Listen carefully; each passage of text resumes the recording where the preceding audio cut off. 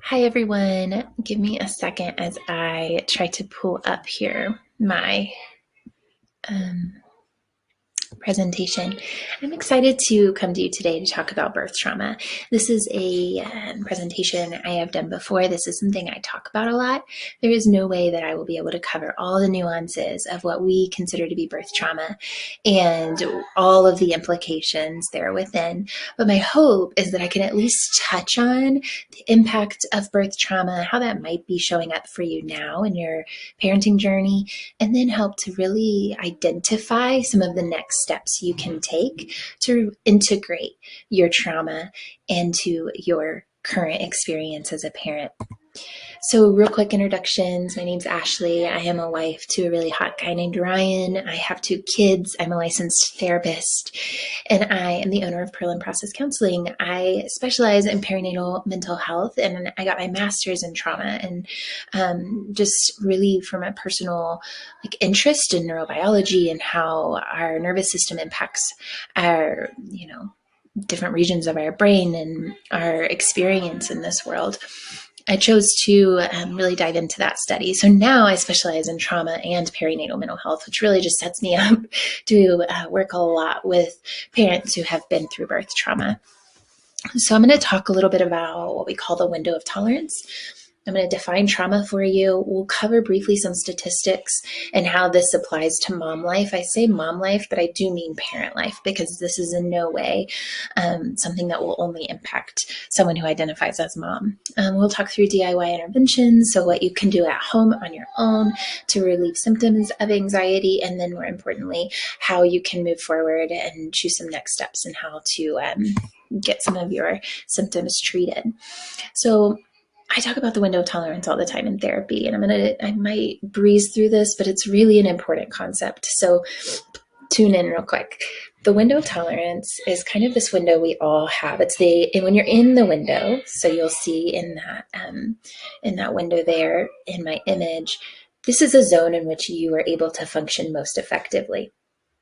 This is where your prefrontal cortex is online, you're getting blood and oxygen to the right parts of your brain so that you can think critically, you can respond to problems logically. This is what we call our parasympathetic nervous system. They call it rest and digest. You've likely heard that before. When we're stressed, we will either fly above or below our window of tolerance, and we call this hyper or hypoarousal.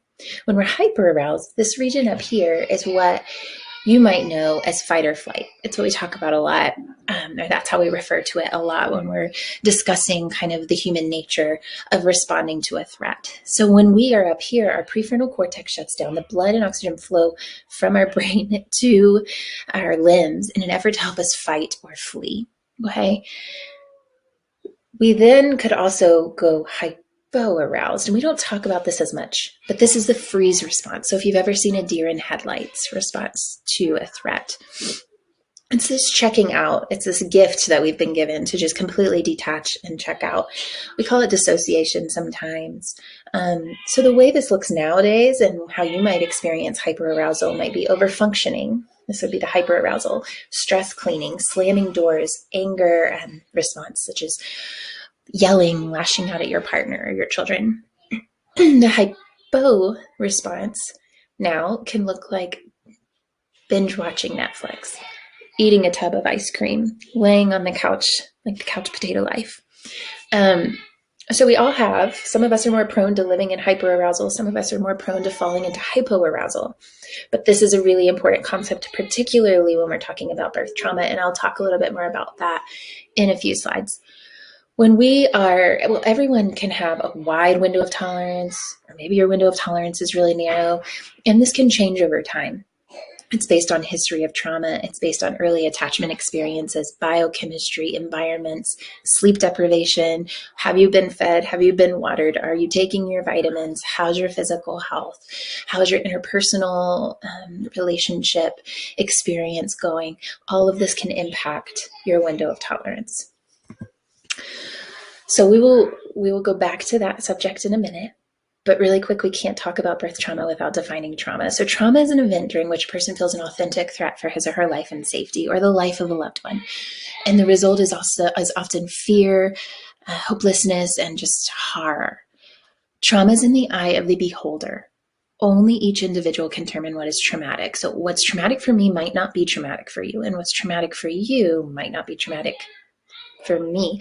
And the reason that's important is because the same way that someone on the front lines of war, the same way their brain chemistry would respond to a threat is the same way that a brain might respond to a threat in much less intense circumstances, such as in traffic. The same hormones are released, the same neurotransmitters are firing. Like, we have the same biological response, even though the threat is much more intense, right? And much more life-threatening than perhaps, road rage or traffic.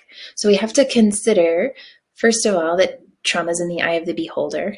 And second of all, that trauma elicits a trauma response, despite whether the event is actually happening and it's actually life-threatening or it's perceived as life-threatening. So we're not really going to be talking a lot about facts. We're not going to be talking about, was there a hemorrhage, or, was there a blood transfusion involved, or, how was baby's heart beat? Was anyone resuscitated? It really, all of that matters, and all of that is wrapped into trauma. But when we're talking to someone who has experienced a birth trauma, we're not looking at facts and medical records. We're listening to experience and perception of said experience. So when we're talking about the application of birth and postpartum of this window of tolerance, we need to consider a few things. First of all, there are multiple nervous systems involved. And the reason I say this is because stress is so contagious. We know this from studies dating back to, the 90s, 80s. We will actually watch herds of animals respond as a herd to a threat that one of the members of the herd picks up on. And this is a very adaptive, very evolutionary trait to have. We're able to pick up on the energy in the room. Some of us are more sensitive to that than others, but regardless, we are sensitive to one another's nervous systems, and for a good reason. It's intended to keep us alive. But we have to think about this in the birthing space, because there's often many nervous systems present. So we have the provider, we might have a doula, we have the nurses, we have partner, we might have other relatives, we have midwife, or we have to think about the fact that, and then most importantly, mom and baby, there are so many nervous systems involved, all picking up on one another. And that's important to consider when talking about the perception of a birth experience. There are multiple perspectives being reported, and that can sometimes be invalidating to the birthing person. And that is because their perception is what matters, first of all, when we're talking about birth trauma. And despite what the medical record says, like I referred to earlier, it doesn't really matter. Her perspective, the birthing person's perspective, is what matters. And if they felt a threat for themselves or the little nervous system that they're carrying, because mom is carrying too, she's got her own, and we have baby's nervous system, and she's thus responding to both, to a threat that is happening to both, or a perceived threat. And that whether it's perceived or real, it doesn't matter. Her neurochemistry is responding accordingly. What's interesting when we're talking about the window of tolerance is oftentimes, so when I'm working with victims of early attachment trauma, we do see more dissociative behaviors because you can't fight or flee when you're a baby. So you're only left with the freeze response. And what makes this really interesting for birth is oftentimes mom, the birthing person is sometimes under medication, under the influence of medication, and sometimes there's physical numbness, which inhibits that fight or flight reflex. And the way that shows up for everyone is very different, but it's important to note because mom's natural reaction might be to fight or to run, and she can't do either. And so there can be dissociative tendencies during birth, especially during transition, and then especially, of course, during any sort of beeping or red flags that come up that might elicit kind of a response that, oh, something's wrong with me or my baby. And then something worth noting is that we do have postpartum trauma. Not all trauma is related to birth. There are a lot of parents who report trauma in the postpartum period, whether they go home and they experience a medical crisis in the home, or whether their system is just taking in baby's cries, incessant crying, as something is wrong with baby, or I am doing something wrong. It can be internalized as a trauma, and their constant fight or flight reflex is firing, which can result in collapse and extreme fatigue. And we can talk more about the symptoms and how those look here in a minute. But before I do, the research is all over the place. And honestly, birth trauma is under-researched in the US. In fact, most of the more helpful research is in the UK. But based on kind of an abundance of different resources, 25 to 34% of births are reported as traumatic. Again, research is not widely available, and you'll see different numbers floating around out there, but that's a general kind of window. Of those, 9% of women will develop PTSD. So not all birthing persons who experience a birth trauma will go on to develop symptoms of PTSD. Only 9%. But that, again, could just be a lack of reporting. About 90% of women with PPD also have some forms of childbearing-related PTSD. So we need to keep that in mind. A lot of times, the early manifestation of this of PTSD can be sadness, just deep sadness and despair, and a lot of that can be grief. Right, mom grieving the birth experience that she didn't get to have. And then it's really important for those out there who are medical providers or maybe doulas to know that they too can suffer from what we call vicarious trauma, which is the experience of trauma through the eyes of others. After repeated experiences of exposure to traumatic events, it's not uncommon for they themselves to kind of have some of these symptoms that we're about to talk through. Also, partners. If partner's standing there and has a perception that his that baby and or partner is in threat or is experiencing a life or death situation, their nervous system is going to fire, and they very well could experience some symptoms of PTSD. Here are the symptoms. So intrusive re-experiencing of the past traumatic event. It could be the childbirth itself. It doesn't have to be, but it could be. Flashbacks or nightmares. Avoidance of stimuli associated with the event. That includes thoughts, feelings, people, places, details of the event. It's not uncommon for me to see moms skip their 6-week checkup or avoid driving by the birthing center or hospital where their traumatic birth did happen.